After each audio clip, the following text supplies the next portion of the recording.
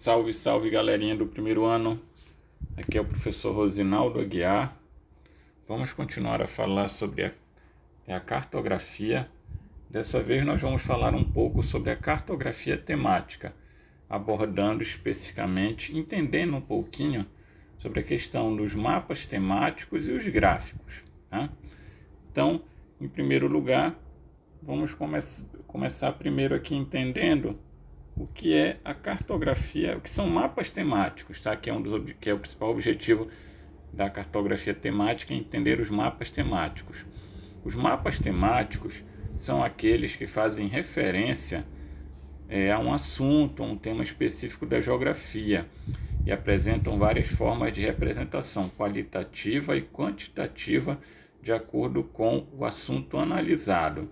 Então, o mapa temático, gente, é aquele que apresenta algum tema específico da geografia. Pode ser a representação dos climas de um local, da produção industrial, da população, do relevo, da vegetação, enfim, qualquer tema que seja abordado da geografia e que seja expresso nos mapas, nós chamamos esse mapa de mapa temático, tá? Pode ser também uma carta temática. Uma carta já teria uma escala maior, tá, do que o mapa já tem uma escala menor. Então, como eu falei aí, entre eles nós podemos citar os mapas climáticos, os demográficos, que são aqueles que falam de população, os mapas geológicos, que são os que falam de solo, relevo, tá? Os que representam impactos ambientais, econômicos, geopolíticos, né?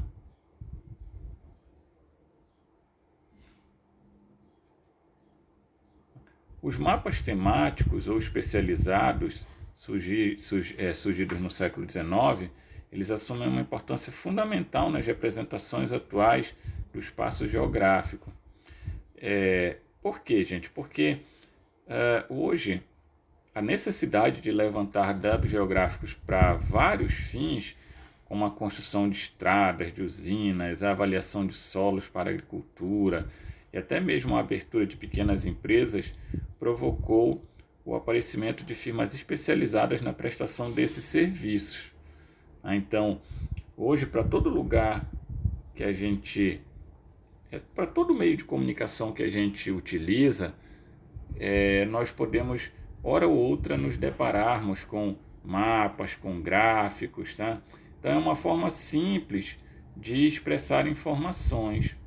Então é muito comum nós visualizarmos na televisão, na internet, em livros, revistas, jornais, cada vez mais o uso dessa ferramenta, dessas duas ferramentas, os mapas e os gráficos, tá? Então, se a gente ficar bem atento, a gente vai perceber que diariamente a gente se depara com esses variados tipos de mapas temáticos e gráficos, que são utilizados nos noticiários televisivos, na internet, em livros, jornais ou em revistas.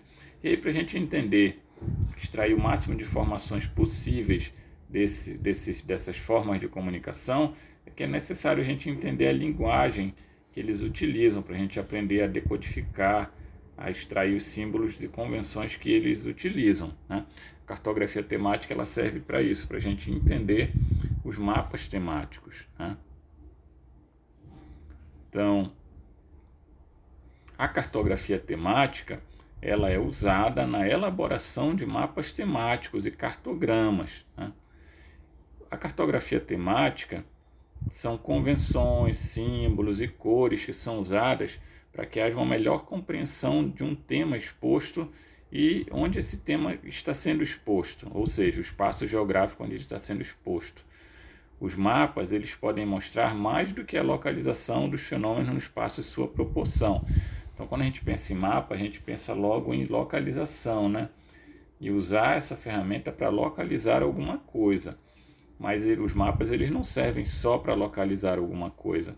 Eles servem também para entender, para compreender, para expressar em uma imagem visual informações sobre uma determinada área, para facilitar a compreensão dessas informações. A função da cartografia temática é essa, tá?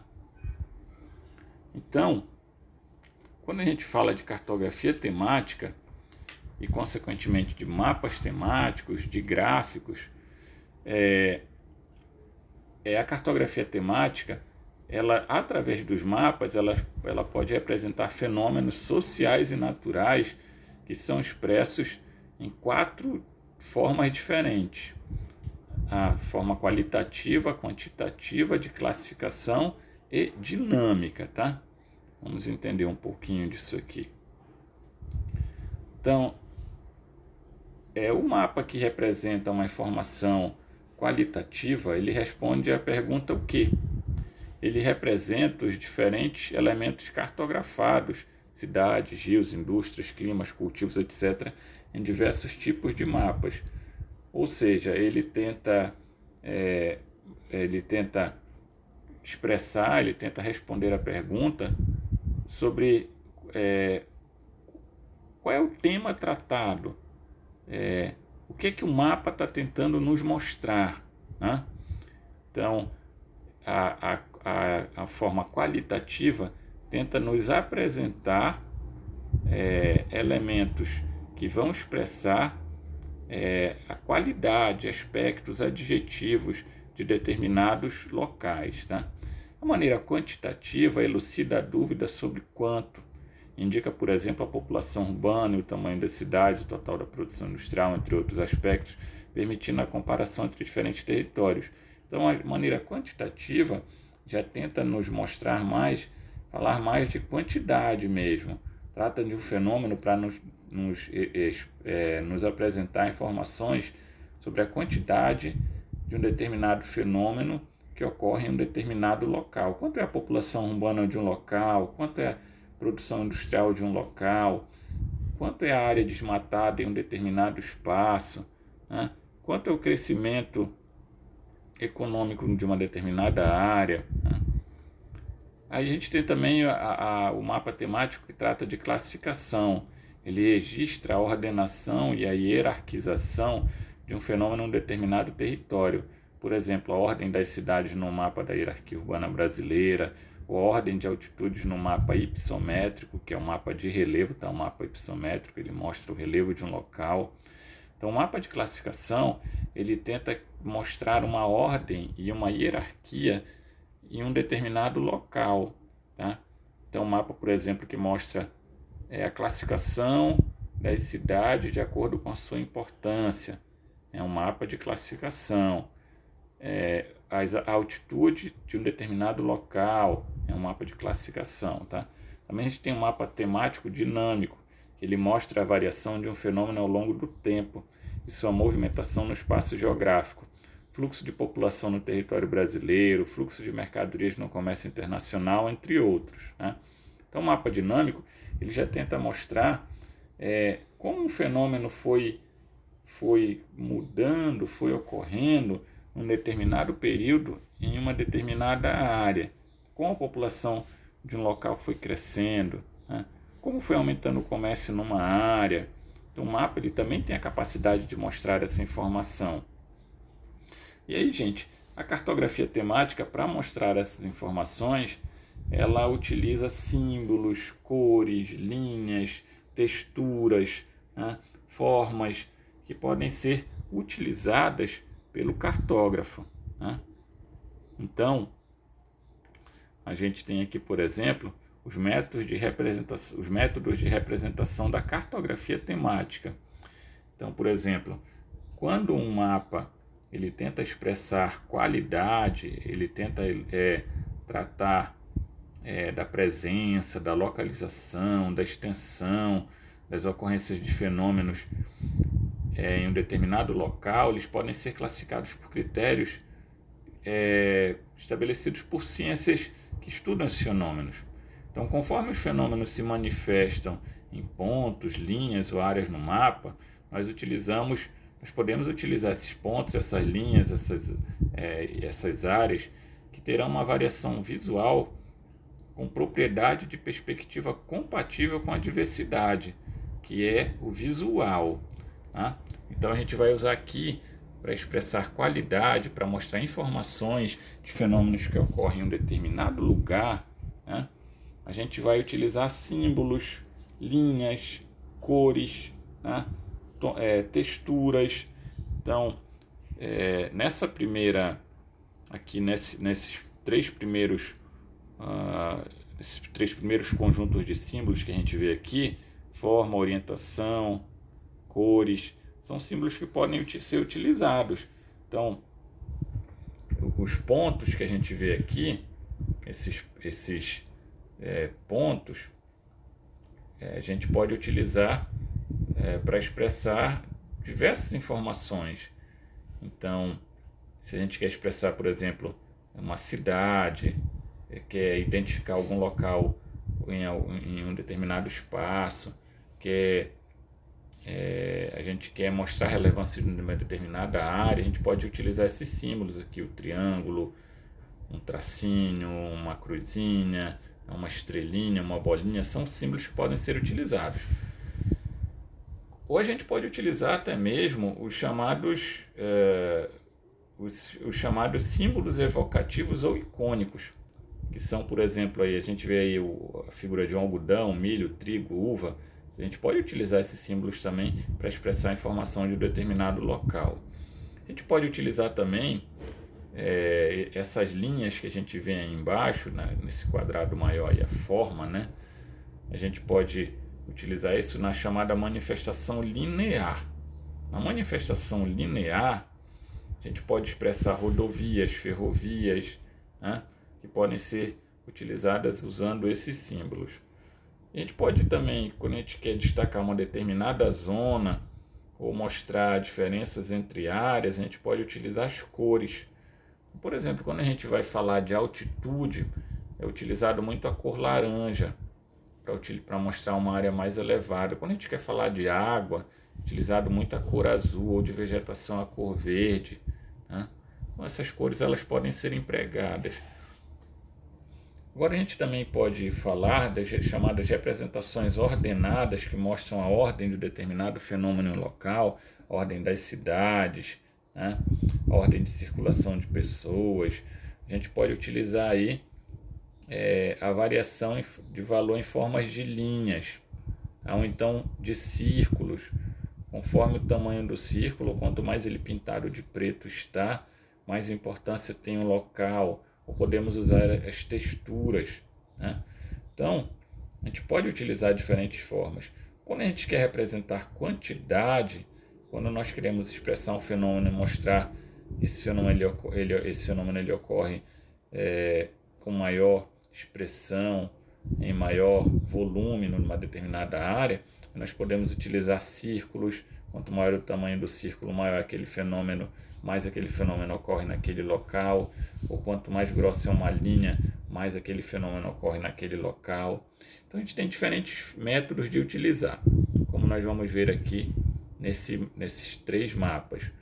Aqui no primeiro mapa aqui da América do Sul, a gente vê diferentes símbolos falando sobre a mineração e a indústria na América do Sul. É o primeiro mapa aqui que a gente vê. Então aqui a gente pode ver que são utilizados símbolos, cores, tá, para mostrar a exploração mineral na América do Sul e a presença de indústrias sendo utilizadas usando a cor laranja, né? Onde a gente vê essas manchas laranjas é onde aparecem mais concentração de indústrias. Já no segundo mapa, que é um mapa que apresenta a densidade demográfica e principais aglomerações urbanas, é um mapa de quantidade. O primeiro mapa sobre a produção industrial é um mapa qualitativo, ele mostra fenômenos que ocorrem na América do Sul. Já o segundo mapa, que é um mapa de densidade demográfica e as principais aglomerações urbanas, é um mapa que trata mais de quantidade, né? É um mapa que trata de quantidade e ao mesmo tempo é um mapa de ordenamento, trata de ordem também, a importância das cidades. Lembrando que a densidade demográfica é a quantidade de pessoas por quilômetro quadrado, tá? Encontradas num determinado local. Então esse mapa, ele é um mapa que tanto mostra quantidade, ele trata de quantidade porque ele mostra as áreas com maior população, como ele trata também de ordenamento, porque ele mostra a ordem das cidades, as mais populosas, as mais importantes na América do Sul.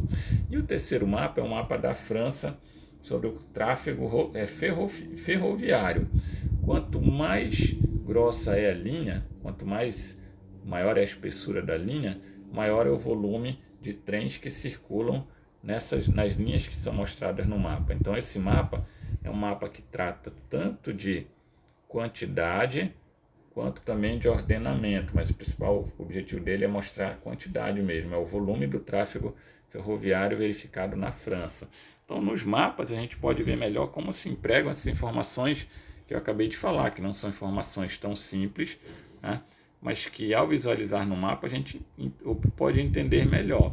Então o mapa ele pode tratar de quantidade, ele pode tratar de qualidade, de ordem ou até de classificação, tá? Bom, agora o que a gente precisa ter em mente, pessoal, é entender os símbolos que o mapa nos apresenta, a informação que o mapa nos quer repassar. Sempre observem a legenda dos mapas, tá? A legenda dos mapas vai esclarecer as cores, os símbolos, né?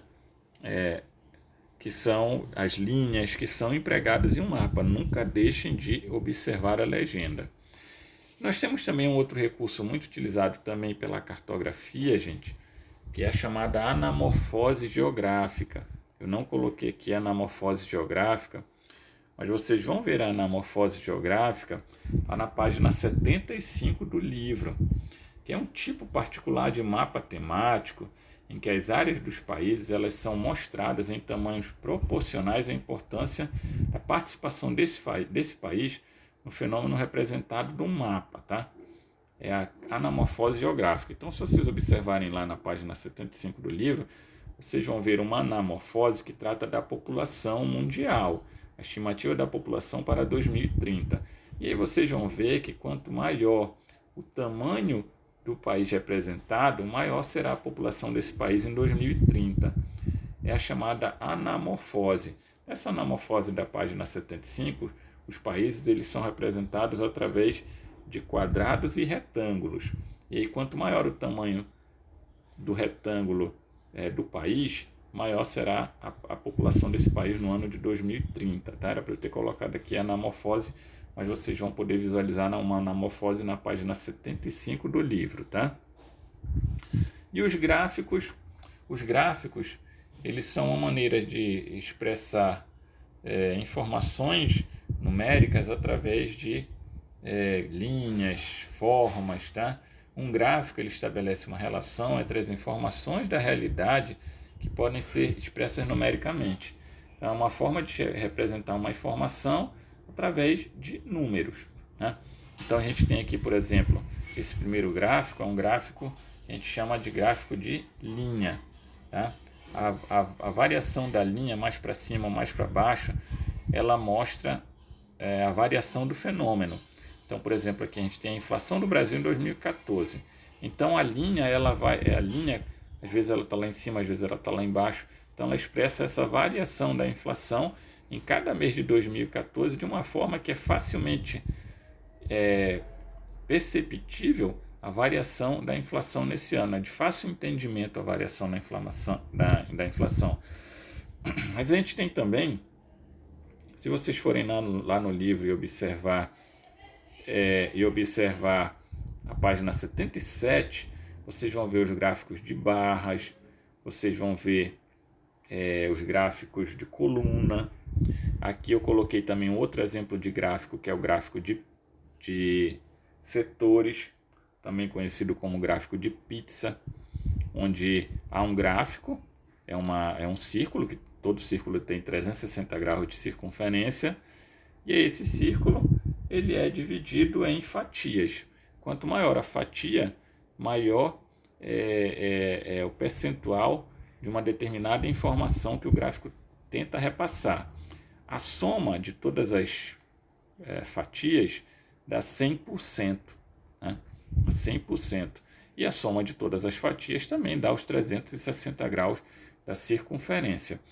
Então, o gráfico é uma maneira simples de mostrar, através de números e também de uma imagem, a informação de um determinado fenômeno, tá, gente?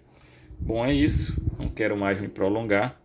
deem uma lida lá no livro e façam atividade. Qualquer dúvida é só me perguntar, tá, gente? Um abraço, hein?